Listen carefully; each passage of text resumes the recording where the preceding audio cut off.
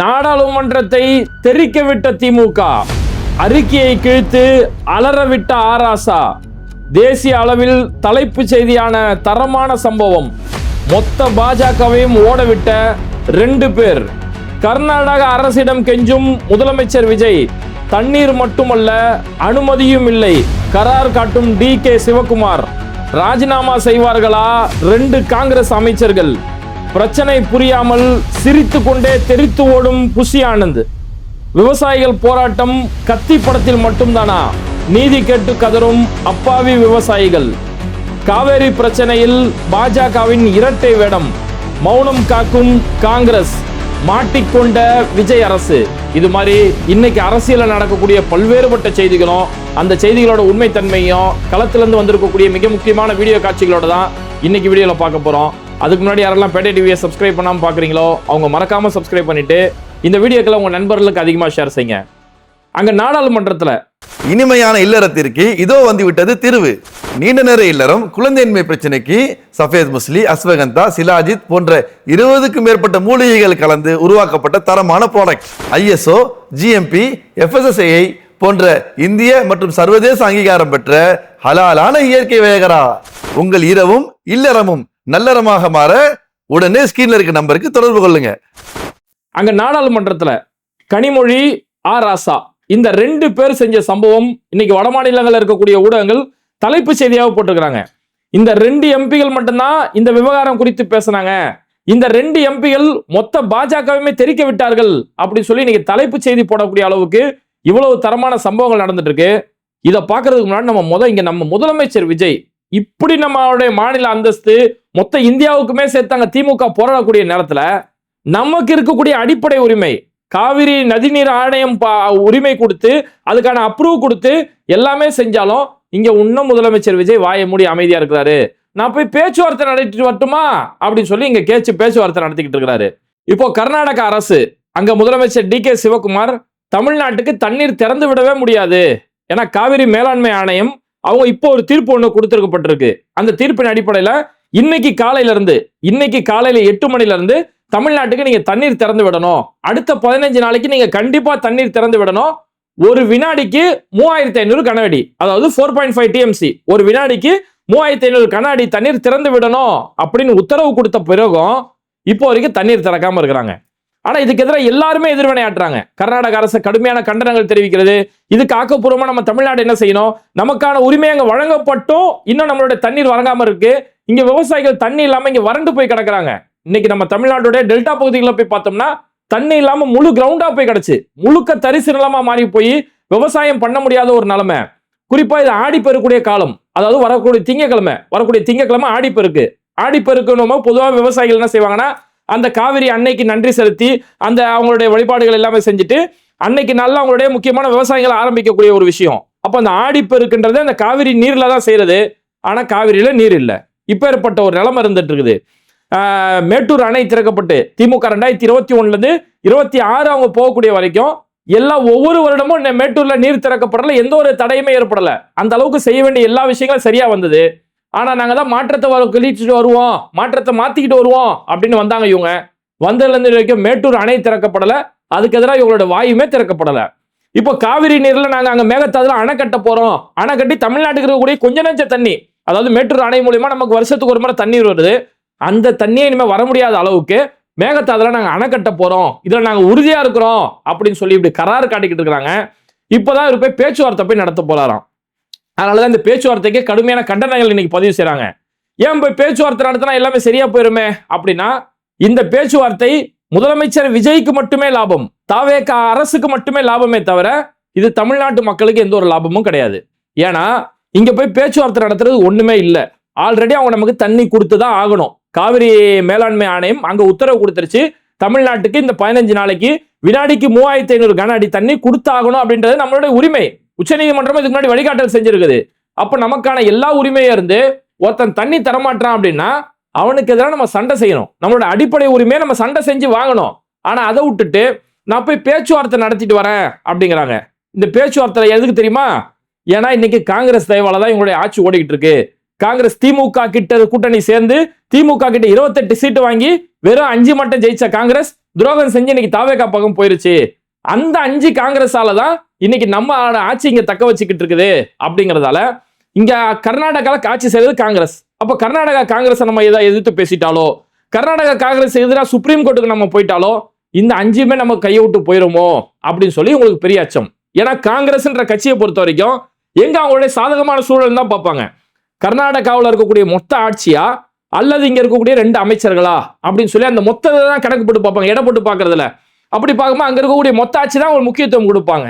அப்ப அப்படி பார்க்கும்போது இங்க இருக்கக்கூடிய காங்கிரஸ் தயவு இருக்கிறதால, காங்கிரஸ் தயவால தான் இங்க விஜய் அவருடைய ஆட்சி நடக்கிறதால இவரு அந்த கர்நாடகா காங்கிரஸை துணிச்சலா பேச மாட்டாரு. நம்மளுடைய உரிமையை பறிச்சு நிக்கிறாங்களே, எவ்வளவு நம்ம கடுமையா பேசணும், அவங்களுக்கு எதிராக எவ்வளவு பெரிய சட்ட போராட்டம் நடத்தணும், இங்க அனைத்து கட்சி கூட்டத்துக்கான ஏற்பாடு செய்யணும். ஆனா எதுவுமே இல்லை. நான் போய் பேச்சுவார்த்தை நடத்த போறேன். ஃபர்ஸ்ட் இந்த பேச்சுவார்த்தை நடத்த போறதே முதலமைச்சர் போவாரு இல்ல போமாட்டாரு இப்படி சொல்லி இழுபறியாக இருந்தது. இப்போ டி.கே. சிவகுமார் எல்லாத்தையுமே அம்பலப்படுத்தி விட்டுட்டாரு. டி.கே. சிவகுமார் சொல்றாரு, முதலமைச்சர் விஜயோடைய தரப்புல இருந்து எங்களுக்கு ரெக்வெஸ்ட் பண்ணாங்க. அந்த அவர் சொன்ன வார்த்தை ரெக்வெஸ்ட். எங்களை தொடர்பு கொண்டு முதலமைச்சர் விஜயோடைய தனி செயலாளர் என்னுடைய செயலாளரை டி.கே. சிவகுமாரோட செயலாளர் தொடர்பு கொண்டு இந்த மாதிரி முதலமைச்சர் விஜய் உங்களை நேர்ல சந்திச்சு இந்த காவிரி நீர் சம்பந்தமான விஷயங்களை உங்கள்ட்ட பேசணும்னு சொல்லி ஆசைப்படுறாரு, உங்கள்ட்ட நேர்ல பேசணும்னு ஆசைப்படுறாரு அப்படின்னு டி.கே. சிவகுமாரோட தரப்பும் சரி ஓகே அவர் வரட்டும், இங்க இருக்கக்கூடிய நிலைமைகள் அவரும் பார்க்கட்டும் அப்படின்னு சொல்லி ஃபர்ஸ்ட் சொல்லி இருக்கிறாங்க. அந்த அடிப்படையில் ஆகஸ்ட் 3ஆம் தேதி முதலமைச்சர் விஜய் கர்நாடகாவுக்கு போவாரு அப்படின்னு ஒரு சூழல் பேசப்பட்டது. அப்பவே இங்க இருக்கக்கூடிய திமுக மு.க. ஸ்டாலின் அவர்கள், பாமக சார்பில் இருந்து, நாம் தமிழர்ல இருந்து எல்லா கட்சியை சேர்ந்தவர் சொன்னது என்னன்னா, ஏன் நீங்க பேச்சுவார்த்தைக்கு போறீங்க, இங்க பேச்சுவார்த்தைக்கெல்லாம் வேலையே இல்லை, நமக்கு அவன் தண்ணி கொடுத்து ஆகணும், அதை கொடுக்காத போது நீங்க சண்டை செய்வீங்களா, அதை விட்டு நீங்க பேச்சுவார்த்தைகளை போயிட்டு இருக்கீங்க, பேச்சுவார்த்தையில எந்த ஒரு பயனும் இல்லை அப்படின்னு இருக்கிற நேரத்துல இப்போ வர சொன்ன கர்நாடகாக்காரனே இப்ப என்ன பண்ணிட்டாங்க, இல்ல நீங்க வர வேணாம், உங்களுக்கு எதிராக இங்க பெரிய அளவிலான போராட்டங்கள் நடந்துட்டு இருக்குது, முதலமைச்சர் விஜய் நம்ம கர்நாடகா தண்ணியை தமிழ்நாட்டுக்கு தரக்கூடாதுன்னு இருக்கோம், நீங்க அவங்களோட பேச்சுவார்த்தை நடத்த போறீங்களா அப்படின்னு சொல்லி எங்க மக்கள் கொதிப்படைஞ்சு போயிருக்காங்க. தமிழ்நாடு முதலமைச்சர் விஜயோட போஸ்டர்லாம் கிளிக்க ஆரம்பிச்சுட்டாங்க, இந்த நேரத்துல நீங்க இங்க வந்தீங்கன்னா சரியா இருக்காது அப்படின்னு சொல்லி அவங்களோட ஸ்டாண்ட்ல அவனுங்க எவ்வளவு ஸ்ட்ராங்கா நிக்கிறானுங்க. ஆனா இவரு நம்மளுடைய உரிமை இங்க இருக்கும் போது, நம்ம உரிமை அநியாயமா தட்டி பறிக்கப்படும் போது அதுக்கு எதிராக உணர்ச்சி வசப்பட்டு எதையுமே பேச தேவையில்ல, நீங்க உள்ளதையாச்சும் பேசணும்ல, எதையுமே பேசாம பேச்சுவார்த்தைக்கு போனாங்களாம். வர சொன்னோன்னு இப்போ வர வேணான்ட்டாங்க. அதனால இப்ப இவங்க அமைதியா உட்காந்துட்டு இருக்கிறாங்க. அதனால இப்பயாச்சும் வாயை திறந்து, பாஜகனாதான் உங்கள்கிட்ட சத்தம் வராது, இப்ப காங்கிரஸ் பார்த்துமா பயம், அப்ப எதைதான் நீங்க ஆட்சி செய்ய போறீங்க? சரி ஓகே, முதலமைச்சரோட நிலைமை இப்படி இருக்குன்னா, நீர்வளத்துறை அமைச்சர் யாருக்கு அந்த சூப்பர் பதவியை கொடுத்துருக்காங்க பாரு, இட்டுன்னு போவாரு புஷி ஆனந்துக்கு நீர்வளத்துறை அமைச்சர்னு ஒரு பொறுப்பு. அவருக்குலாம் நீர்வளம்ன்றத சொல்ல தெரியுமா? ஏன்னா 84 சொல்ற ஒரு மனுஷன் காலை வழக்கணங்கள் அப்படின்னுவாரு, காலை வழக்கணங்கள் 84 அப்படிங்கிறவரு, அவருக்கு முதல் நீர்வளம் அப்படின்றதே முழுசா சொல்ல தெரியுமா தெரியல. அவர்கிட்ட இன்னைக்கு பத்திரிகையாளர் கேட்கறாங்க, சார் இந்த மாதிரி காவிரி நதி கொஞ்சம் கூட தண்ணி தர முடியாதுன்றாங்களே சார், மேகதாதுல அணை கட்டுவேன்னு சொல்றாங்களே சார், இதை பத்தி உங்களுடைய கருத்து என்ன சார், முதலமைச்சர் போறதா சொன்னாங்க, நீங்க வர வேணாம்னு சொல்றாங்க, என்னதான் சார் அப்படின்னு கேட்கும்போது சிரிக்கிறாரு, அப்படியே சிரிச்சுட்டே கிடக்குறாரு. அதாவது பத்திரிகையாளர்கள் நல்லா புரிஞ்சுக்கணும், நீங்க கேட்கக்கூடிய கேள்விக்கு அவர்கிட்ட பதில் தெரியாம இல்ல, அவருக்கு கேள்வியே தெரியல, அதுதாங்க யதார்த்தம். நீங்க கேட்கக்கூடிய கேள்விக்கான பதில் அவருக்கு தெரியாம இல்ல, அவருக்கு கேள்வியே தெரியாது. இப்படியாப்பட்ட நபர்களை தான் இன்னைக்கு அவங்க அமைச்சர் பொறுப்புல உட்கார வச்சிட்டு இருக்காங்க. மாற்றம் இந்த மக்கள் போய் தமிழ்நாட்டை நாசப்பாதையில கொண்டு போய் நிறுத்தி வச்சிருக்காங்கன்னு தான் சொல்லணும். இதுக்கு முன்னாடி வீடியோல கூட சொல்லியிருந்தோம், 151 மருத்துவ இடங்கள், நம்மளுடைய உயர் சிறப்பு சிகிச்சைக்கான 151 மருத்துவ இடங்களை இன்னைக்கு தாரவாத்திர உட்கார்ந்து இருக்கக்கூடிய ஒரு நிலைமை. அப்ப நிர்வாகத்திறன் சம்பந்தமான எந்த ஒரு புரிதலுமே இல்லாத ஒரு கூட்டத்துக்கு ஓட்டு போட்டு சினிமா கவர்ச்சியால மட்டுமே ஓட்டு போட்டதால தமிழ்நாட்டுடைய உரிமை நாளுக்கு நாள் இன்னைக்கு பறிகொடுக்கக்கூடிய ஒரு நிலைமை. அதோட தொடர்ச்சியா இன்னைக்கு தமிழ்நாட்டுடைய நமக்கு வர வேண்டிய நீர் இன்னைக்கு பறிகொடுக்கப்படுறதுல விவசாயிகள் நீங்க பாதிக்கப்பட்டிருக்கிறாங்க. பெரிய அளவுல விவசாயிகள் பாதிக்கப்பட்டு 1 லட்சத்துக்கும் மேற்பட்ட ஏக்கர் நிலங்கள் இன்னைக்கு விவசாயம் இல்லாம நாங்க பெரிய அளவுல பாதிக்கப்பட்டிருக்கோம். கத்தி படத்துல டைலாக் எல்லாம் பேசுனீங்களே, விவசாயத்தை உற்றாதீங்க, போலீஸ் போட்டு அடிப்பாங்க. கத்தி படத்துல என்ன அடிச்சாலும் சரி, விவசாயத்தை மட்டும் உற்றாதீங்க அப்படின்னு டைலாக் எல்லாம் பேசுவாரு. இன்னைக்கு விவசாயிகள் இவ்வளவு பெரிய போராட்டம். விவசாயிகளுக்கு முறையா நீங்க சொன்ன அந்த நிவாரணம் இருக்கு இல்லையா, விவசாயிகளுக்கு நீங்க வாக்குறுதி கொடுத்திருந்தீங்க, பயிர் கடன்களை ஒட்டுமொத்தமா ரத்து செய்யறேன்னீங்க. அப்புறம் அதுலயுமே பாதி கடன் தான் செய்வேன், 3 ஏக்கர் வச்சிருந்தா இவ்வளவு, 5 ஏக்கர் வச்சிருந்தா இவ்வளவுன்னு சொல்லி அங்க பாகுபாடோட தான் அந்த விவசாய பயிர் கடனே ரத்து செஞ்சீங்க. அந்த மாதிரி இன்னைக்கு தண்ணி கூட இல்லாத அளவுக்கு விவசாயிகள் பாதிக்கப்படுறாங்க. சரி, யாராவது வசதி இருக்கக்கூடிய விவசாயிகள் மின் மோட்டார்கள், அதாவது கரண்ட் மூலியமா மோட்டர் போட்டு தண்ணியை எடுத்து விவசாயம் செய்யலான்னு பார்த்தாலும் இன்னைக்கு இபி பில்லு உச்சத்தை தொட்டு போய் கிடக்குது. வரலாறு காணாத அளவுக்கு இன்னைக்கு தமிழ்நாடு மக்களுக்கு இபி பில் கணக்கு வழக்கு இல்லாம இபி பில்லு வந்துட்டு கிடக்குது. அப்போ ஒரு விவசாயி ஒருத்தவங்க எங்க தான் போவாங்க? எதுவுமே செய்ய முடியாத அளவுக்கு தான் இந்த அரசு எப்படி எதுவுமே செய்ய முடியாம இருக்கோ அதே மாதிரி இன்னைக்கு விவசாயிகளும் பாவம் எதுவுமே செய்ய முடியாத ஒரு நிலைமையில இருக்கிறாங்க. இந்த இடத்துல முறைப்படி அனைத்து கட்சி கூட்டத்தையாச்சும் கூட்டணும். திமுக, அதிமுக, பாமக, நாம் தமிழர் மாதிரி அனுபவம் இருக்கக்கூடிய கட்சிகள்கிட்ட இருந்து அவங்களுடைய ஆலோசனைகளை பெற்று இதை அடுத்த கட்டத்துக்கு என்ன செய்யலாம். ஏன்னா இன்னைக்கு டி.கே. சிவகுமார் அவருடைய பாருங்க, காவிரி மேலாண்மை ஆணையம் தண்ணி கொடுக்கணும்னு சொல்லி கூட நாங்க தண்ணி கொடுக்க முடியாது, இதுக்கு எதிராக நாங்க சுப்ரீம் கோர்ட்டுக்கு போறோம். சுப்ரீம் கோர்ட்டுக்கு போறது மட்டும் இல்லாம பாட்டீல், அமைச்சர் பாட்டீல், நீர்வளத்துறை அமைச்சர் பாட்டீல போய் சந்திச்சு அவரு கர்நாடக முதலமைச்சர், எங்களுடைய அமைச்சர்கள், எங்களுடைய அதிகாரிகள், நாங்க எல்லாம் போய் கர்நாடகா சம்பந்தமான விவரத்தை நாங்க போய் மத்திய நீர்வளத்துறை அமைச்சர்கிட்ட போய் பேச போறோம் அப்படின்னு சொல்லி உரிமையை தர வேண்டிய அவங்களே அங்க மறுக்கிறதுக்காக இவ்வளவு பெரிய காரணங்கள், அதுக்கான செயல் திட்டங்கள் செய்யும் போது நம்மளுடைய உரிமை கேட்டு வாங்கணும். அங்க காவிரி மேலாண்மை ஆணையம் உத்தரவு கொடுத்துருச்சு நமக்கு தண்ணி தரணும்னு. அப்போ உத்தரவு கொடுத்தா அவங்க தரலங்கும் போது நம்ம இங்க கோவப்படணும். அதுக்கு எதிராக நம்ம என்னெல்லாம் செயல் திட்டம் மாட்டணும். போய் ஒன்றிய அரசு போய் சந்திக்கணும், உச்சநீதிமன்றத்தில் இது வழக்கு தொடுக்கணும், அனைத்து கட்சி கூட்டங்களை சந்திச்சு ஏற்பாடு செய்யணும். இது எதையுமே செய்யாம என்ன நடக்குதுன்னே தெரியாம உட்கார்ந்து இருக்காங்க. இதுக்கு பின்னாடி ஓட்டு போட்டுச்சுலே ஒரு கூட்டம் சினிமா கவர்ச்சி நம்பி அது ஐயோ கியூட் சிஎம் பாருங்களேன், அவர் பாருங்களேன் மெட்ரோ ட்ரெயினை பாக்குறதுக்கு போனாரு, எவ்வளவு கியூட்டா இருக்காரு பாருங்களேன், சினிமா படத்துல வர மாதிரியே ஸ்டைல் கட்டுறாரு பாருங்களேன் அப்படின்னு சொல்லி இந்த சினிமா தனத்திலேயே வாழ்ந்துட்டு இருக்கே தவிர இன்னைக்கு நமக்கு குடிக்க கூட தண்ணிக்கு நாளைக்கு பிரச்சனை வரப்போகுது, அவங்க மட்டும் மேகத்தாதுல அணை கட்டிட்டானா நமக்கு குடிக்க கூட தண்ணி இல்லாம சாவணுமே அப்படிங்கிற அந்த அறிவு கடைசி வரைக்கும் அந்த கூட்டத்துக்கு இருக்கவே இருக்காது.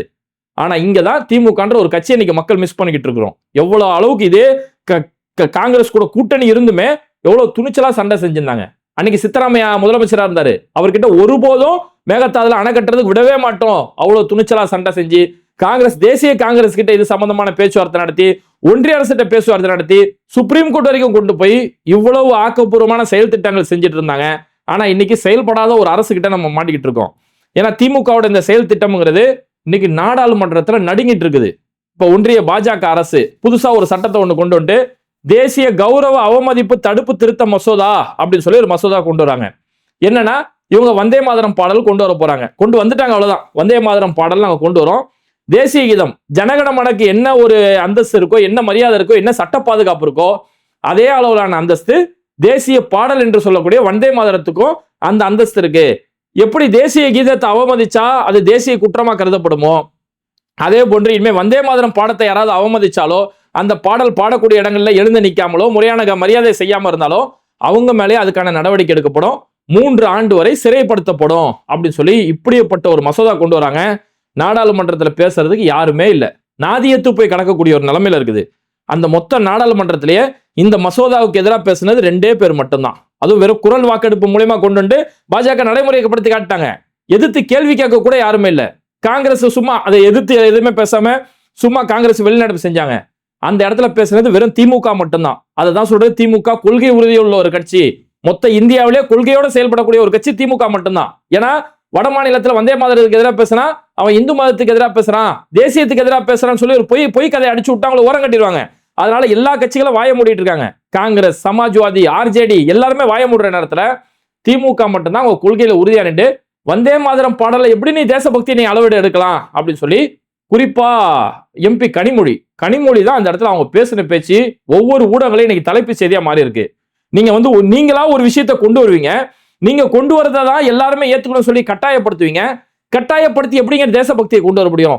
தேசபக்தின்ற கட்டாயப்படுத்துறதா? அதுவும் இப்படிப்பட்ட ஒரு பாடல் வந்தே மாதரம் பாடல்ங்கிறது இது இந்துத்துவாவை திணிக்கிறதுக்கான எல்லா வேலைகளும் நீங்க செஞ்சுட்டு இருக்கிறீங்க. வந்தே மாதரம் பாடலை கட்டாயப்படுத்துறதுங்கிறது இந்திய மத சார்பின்மைக்கு எதிரான ஒரு கருத்து அப்படின்னு சொல்லி இவ்வளவு துணிச்சலா அங்க பேசுறாங்க. இத்தனைக்கும் கனிமொழி அவர்கள் அங்க பேசும்போது பின்னாடி பாஜகவை சேர்ந்தவங்க யாருமே அவங்களை பேச விடல. ஓன்னு கத்துறாங்க. ஆரம்பத்துல அவங்க பின்னாடி கத்தும் போது என்னடா மாடு எதுவும் உள்ள விட்டாங்களா, நாடாளுமன்றத்தில் மாட்டுக்களை உள்ள விட்டாங்களா அப்படின்னு பார்த்தா அங்க இருக்கக்கூடிய எம்பிகள் தான் கத்துக்கிட்டு இருக்காங்க. ஓயின்னு சொல்லி கத்திக்கிட்டு கிடக்குறாங்க. ஆனா அவ்வளவு பேர் கத்துனாலும் ஒரே பெண் எம்பி கனிமொழி அவ்வளவு சிறப்பா அந்த இடத்துல பேசி இந்த வந்தே மாதரம் பாடல் இந்தியாவோட கூட்டாட்சி தத்துவத்துக்கு எதிரானது, மதசார்பின்மைக்கு எதிரானது அப்படின்னு சொல்லி அவ்வளவு துணிச்சலா பேசி நீ எதெல்லாம் கொண்டு வர அதுதான் நான் ஏத்துக்கணும், அதுதான் தேசியம், அதுதான் தேசபக்தினா என்ன நியாயம் அப்படின்னு சொல்லி அவ்வளவு துணிச்சலா பேசினாங்க. அதே மாதிரி எம்பி ஆர் ஆராசா பொறுத்த வரைக்கும் இந்த பாடல் ஒட்டுமொத்தமா மதசார்பின்மைக்கு எதிரான ஒரு விஷயம். அதனால இதுல சில திருத்தங்களை கொண்டு வரலாம். மகாத்மா காந்தி எந்த திருத்தத்தை எதிர்பார்த்தாரோ, ரவீந்திரநாத் தாக்கூர் எந்த திருத்தத்தை எதிர்பார்த்தாங்களோ அது மாதிரியான திருத்தங்களை கொண்டு வரலாம் சொல்லி அந்த மசோதாவை திருத்துறதுக்கான ஒரு கோரிக்கையை முன்வைக்கிறாரு. அது அங்க நிராகரிக்கப்படுது. பாஜக அரசால் அது நிராகரிக்கப்படுது. உடனடியாக அதை கிழிச்சு அங்கேயே நாடாளுமன்றத்தை கிழிச்சு அப்படி தூக்கி எறிஞ்சாரு. அவ்வளவு துணிச்சலோட செயல்பட்டாங்க திமுக. சரி, இந்த இடத்துல நமக்கு ஒரு கேள்வி எழலாம். அப்படி எதிர்க்கிற அளவுக்கு வந்தே மாதரம் பாடல என்னதான் இருக்குது அப்படின்னா, இதுதான் பாஜகவுடைய மதவெறுப்பு கொண்ட அரசியல். இவங்களா இதுதான் தேசபக்தின்னு சொல்லி ஒரு கணக்கெடு எடுத்துக்கிட்டு இதை நீ எல்லாம் கடைபிடிக்கணும் அப்படின்னு சொல்றாங்க பாருங்க. இதுல இவ்வளவு பெரிய மதவெறுப்பு உள்ள ஒளிஞ்சிட்டு கிடக்குது. அந்த வந்தே மாதரம் பாடல ஏன் அது மதச்சார்பின்மைக்கு எதிரானது அப்படின்னா, அந்த வந்தே மாதரம் பாடல இஸ்லாமியர்கள் பாட முடியாது, கிறிஸ்தவர்கள் பாட முடியாது, சீக்கியர்கள் பாட முடியாது, நாத்திகர்கள் பாட முடியாது. ஏன்னா அதுல இந்திய நாட்டை ஒரு உருவ வழிபாட்டுக்குள்ள கொண்டு போறாங்க. இப்ப இஸ்லாத்தை பொறுத்த வரைக்கும் உருவ வழிபாடுன்றது இஸ்லாத்துல கிடையாது. படைத்த ஏக இறைவன் ஒரே இறைவனை வணங்குறதா இஸ்லாம். இப்ப இவங்க இந்த வந்தே மாதரம் பாடல என்ன செய்யறாங்கன்னா, வந்தே மாதரம் பாடல் பொறுத்த வரைக்கும் மொத்தம் 6 பத்தி. இந்த 6 பத்தியில 2 பத்தியை தான் இத்தனை வருஷமா நம்ம இத்தனை ஆண்டு காலமா நம்ம ஏத்துக்கிட்டு இருந்தோம். காங்கிரஸ் 1930 காலத்துல இது சம்பந்தமா ஒரு கூட்டம் ஒன்று நடத்தினாங்க. அப்ப முதல் 2 பத்தியை பொறுத்த வரைக்கும் இந்த நாட்டுடைய இயற்கை வளங்களை, செழிப்புகளை, நாட்டுடைய பசுமையை இதெல்லாம் போற்றி வைக்கிற மாதிரி இருக்கும். நாட்டை போற்றக்கூடிய ஒரு விஷயமா இருக்கும். ஆனா அடுத்த பத்தி 3ல இருந்து 6 வரைக்கும் அது எல்லாமே இந்த நாட்டை ஒரு உருவ வழிபாட்டுக்குள்ள கொண்டு வந்து, இந்த நாடு தான் துர்கா தேவி, இந்த நாடு தான் காளி தேவி, இதுதான் சரஸ்வதி தேவி அப்படின்னு நாட்டை பெண் தெய்வங்களா குறிப்பிட்டு அந்த பெண் தெய்வத்துக்கு ஒரு உருவம் கொடுத்து அந்த உருவத்தை நாங்க வழிபடுறோம், நாங்க வணங்குறோம், அந்த தெய்வத்தை நாங்க புகழ்ந்து பாடுறோம் அப்படிங்கிற மாதிரியான ஒரு பாடல். அப்ப இப்படியாப்பட்ட பாடலை ஒரு இஸ்லாமியர் எப்படி பாட முடியும்? இஸ்லாத்தோட அடிப்படை படைத்த இறைவனுக்கு யாரையுமே இணை வைக்க கூடாது. வணக்கத்திற்குரியவன் அல்லாஹ்வை தவிர, இறைவனை தவிர யாரும் இல்லை அப்படிங்கிறதா இஸ்லாத்தோட அடிப்படை. இவங்க எப்படி போய் ஒரு நாட்டு போய் ஒரு பெண் தெய்வமா குறிப்பிட்டு எப்படி வணங்க முடியும்? அந்த பாடலை எப்படி பாட முடியும்? அப்ப இது இஸ்லாத்தோட அடிப்படை விஷயங்களுக்கு எதிரானது, மதச்சார்பின்மை தத்துவத்திற்கு எதிரானது அப்படின்னு தான் திமுக இந்த அளவுக்கு அங்க சண்டை செஞ்சுட்டு இருக்காங்க. இதுல பாஜக இவ்வளவு வலுக்கட்டாயமா கொண்டு வரது காரணமே இதை இஸ்லாமியர்கள் பாட முடியல, அப்ப இதுதான் எங்களுக்கு தேவை அப்படின்னு கொண்டு வராங்க. ஏன்னா இந்த வந்தே மாதரம் பாடல் உருவான கதையை அந்த மாதிரிதான். வந்தே மாதரம் இதுக்கு முன்னாடி கூட சில வீடியோக்கள் நான் சொல்லியிருக்கிறேன். வந்தே மாதரம் பாடல் 1875 அது மாதிரியான காலத்துல பக்கிங் சந்திர சட்டார்ஜி அப்படின்னு சொல்லக்கூடிய ஒருத்தர் இந்த நாவலை எழுதுறாரு. வங்கதேசத்தை சேர்ந்தவர். அவர் ஆனந்த மடம் சொல்லி ஒரு நாவல் எழுதுறாரு. நல்லா கவனிச்சோங்க, ஆனந்த மடம் சொல்லி ஒரு நாவல் எழுதுறாரு. இந்த நாவலே இஸ்லாத்திற்கு எதிரானது, இஸ்லாமியர்களுக்கு எதிரானது. அதாவது இஸ்லாமிய நவாபுகள், இந்த நாவலுடைய காலகட்டம், இவர் நாவல் எழுதுற 1875ல இந்த நாவலுடைய கதை பேசுதுல, அந்த கதை பார்த்தோம்னா 1770 நடக்கக்கூடிய ஒரு கதை. நாவலுடைய ஹீரோ சத்யானந்தர் அப்படின்னு சொல்லக்கூடிய நாவலுடைய ஹீரோ. அந்த ஹீரோவுக்கு அசிஸ்டன்ட் இருப்பாங்க, அவர் ஒரு சன்னியாசி, அவரோட அசிஸ்டன்ட் சன்னியாசி இருப்பாங்க. பாவானந்தர், ஜீவானந்தர், மகேந்திரன் இது மாதிரியான அவரோட அசிஸ்டன்ட் இருப்பாங்க. இவங்க எல்லாரும் சேர்ந்து அன்னைக்கு இஸ்லாமியர்கள், முகலாயர்கள், நவாபுகளோட ஆட்சி நடக்குது. இந்த ஆட்சியை நம்ம வீழ்த்தணும், ஆங்கிலேயர்களுக்கு எதிராக சொல்ற மாதிரி சொல்லுவாங்க. இது ஆங்கிலேயர்கள் எதிராலாம் கிடையாது, நான் பின்னாடி வரேன். அந்த நவாபுகளோட ஆட்சியை வீழ்த்தணும் அப்படின்னு சொல்லி அதுக்கு எதிராக ஒரு கிளர்ச்சியாகி, இந்த சன்னியாசிகள்லாம் சேர்ந்து கிளர்ச்சியாகி அந்த இளைஞர்கள் எல்லாம் ஒன்று திரட்டி அதுக்கு எதிராக போராடுவாங்க. போராடி அங்க இருக்கக்கூடிய நவாபுகளோட ஆட்சியை ஒழிச்சு இஸ்லாமியர்களை கொன்று குவிச்சு இஸ்லாமியரோட பகுதிக்கு போவாங்க. அந்த நாவல்ல வருது, இஸ்லாமியருடைய பகுதிகளுக்கு போய் அங்க இருக்கக்கூடிய வீடுகளை அடிச்சு உடைச்சு, அங்க இருக்கக்கூடிய வீடுகளை கொளுத்தி, அங்க இருக்கக்கூடிய இஸ்லாமியர்களை கொன்று குவித்து ஒரு ஆனந்த ஆட்டம் ஆடுறாங்க. அதுதான் ஆனந்த மடம். இந்த ஆனந்த மடம் சொல்லக்கூடிய ஒரு நாவல்.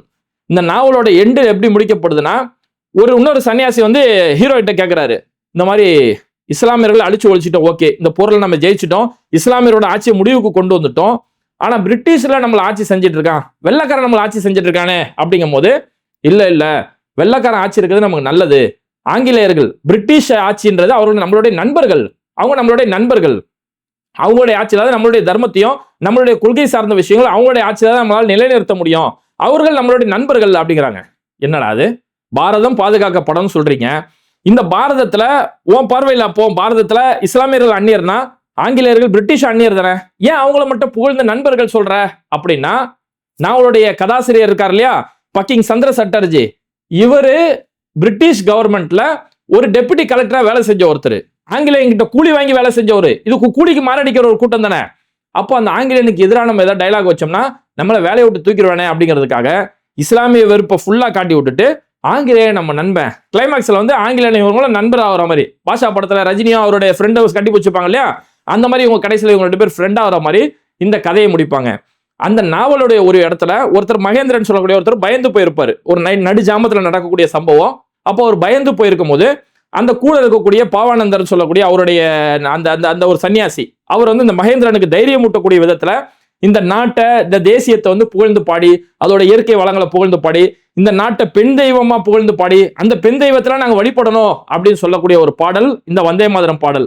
அந்த பாடலை எடுத்துக்கிட்டு வந்து இவங்க இதுலதான் தேசபக்தி ஒளிஞ்சிட்டு கிடக்கு அப்படிங்கிறாங்க. இந்த பாடலை பொறுத்த வரைக்கும், இந்த வந்தே மாதரம் பாடலை பொறுத்த வரைக்கும், இப்ப தேசிய கீதம் ரவீந்திரநாத் தாகூர் எழுதிய ஜனகணமன தேசிய கீதம் இருக்கு. இந்த பாடல் தேசிய பாடலா இருக்கணும் அப்படின்னு சொல்லி அன்னைக்கு 1930 காலகட்டத்துல இந்திய சுதந்திரம் நெருக்க காலகட்டத்திலே வரும்போது அன்னைக்கு நேரு அவர்களுடைய ஜவஹர்லால் நேரு, சுபாஷ் சந்திர போஸ் இவங்க என்ன செய்யறாங்க, ரவீந்திரநாத் தாகூர்ட்டே கொடுக்குறாங்க.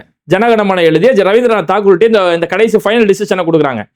அவர் அந்த பாடல் 6 பத்தியுமே படிச்சு பார்த்து முடிச்சுட்டு அவர் என்ன செய்யறாருன்னா, இதுல இருக்கக்கூடிய 2 கருத்தை நம்ம ஏத்துக்கலாம். முதல் 2 பத்தி ஏத்துக்கலாம். நாட்டுடைய வளங்கள், செல்வங்கள், செழிப்புகள் இதை புகழ்ற மாதிரி இருக்கு, இதை ஏத்துக்கலாம், இதை எல்லாரும் பாடலாம். ஆனா மீதி இருக்கக்கூடிய 4 பத்தி இந்த நாட்டை துர்காவாவும் காளியாவும் சரஸ்வதியாவும் போற்றி உருவ வழிபாடு செய்து அந்த உருவ வழிபாடு வழிபாடக்கூடிய ஒரு விஷயமா இருக்கு. இதை ஓரிரை கொள்கை இருக்கக்கூடிய மக்கள், அதாவது இஸ்லாமியர்களை சொல்றாரு, ஓரிரை கொள்கை இருக்கவங்க, நாத்திக கொள்கை இருக்கவங்க இதை எப்படி பாட முடியும்? அதனால மீதி இருக்கக்கூடிய 4 பத்தியை விட்டுட்டு அந்த முதல் 2 பத்தியை பாடினா எந்த ஒரு பிரச்சனையும் இல்லை அப்படின்னு சொல்லி அவர் சொல்றாரு. அன்னைக்கு அந்த தீர்மானத்துல காங்கிரஸ் அன்னைக்கு தீர்மானத்துல நிறைவேற்றி முதல் 2 பத்தி தான் நம்ம பாடப்படணும் அப்படின்ற ஒரு தீர்மானம் கொண்டு வராங்க. இந்த தீர்மானத்தை ஏற்றுக்கொண்டது ஜவஹர்லால் நேரு, மகாத்மா காந்தி, சுபாஷ் சந்திர போஸ், சர்தார் வல்லபாய் பட்டேல், மௌலானா அபுல் கலாம் ஆசாத், சரோஜினி நாயுடு, இது மாதிரியான எல்லா தலைவர்களும், இந்த தேசத்துக்காக போராடின எல்லா தலைவர்களுமே ஒப்புதல் கொடுக்கப்பட்டது.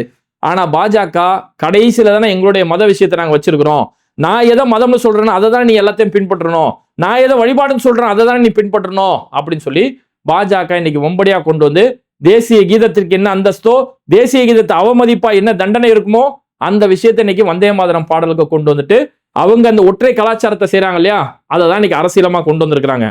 சரி, அந்த ஒற்றை கலாச்சாரம் நீங்க தண்ணீர் விஷயத்துல கொண்டு வரியா, ஒரே நாடு ஒரே கொள்கைன்னு எல்லாம் பேசுறிய, அப்போ ஒரே நாட்டுக்கு தண்ணி ஒன்னாக்கி விடு. ஏன் கர்நாடகாவில் ஒரு நிலைப்பாடு, தமிழ்நாட்டில் ஒரு நிலைப்பாடு? இன்னைக்கு தமிழ்நாட்டுக்கு தண்ணி தரக்கூடாதுன்னு கர்நாடகா பாஜக போராட்டம் பண்றாங்க. கர்நாடக முன்னாள் முதலமைச்சர் எடியூரப்பா அவரோட தலைமையில போராட்டம் நடக்குது.